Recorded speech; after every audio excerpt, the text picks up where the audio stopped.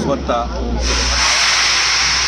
ಅವರು ಬರೆದಿರ್ತೀರ ಎಲ್ಲ ಈ ಜಲ ಈ ನಾಡು ನಮ್ಮೆಲ್ಲರಿಗೂ ಕೂಡ ಸೇರಿದ್ದಂಥದ್ದೇನೆ ಭಾರತ ಮಾತೆ ಅಥವಾ ಭಾರತ ದೇಶ ಅಂದರೆ ಅವ್ರಿಗೆ ಎಷ್ಟು ಆಸೆ ಅಭಿಮಾನ ಪ್ರೀತಿ ಗೌರವ ಇದೆಯೋ ನಮಗೂ ಎಲ್ಲರಿಗೂ ಕೂಡ ಅದೇ ಇದೆ.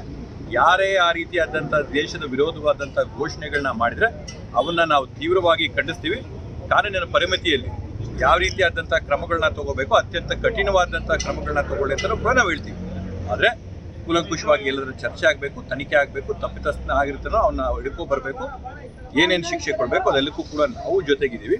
ಈ ರೀತಿಯಾಗಿ ನಡೆದಂಥ ಒಂದು ಘಟನೆಗೆ ಒಂದು ರಾಜಕಾರಣವಾದಂಥ ಒಂದು ಬಣ್ಣ ಕಟ್ಟಿ ಒಂದು ಸಮಾಜನ ಒಂದು ಸಮುದಾಯನ ದೂಷಿಸಿದಂಥದ್ದು ತಪ್ಪು.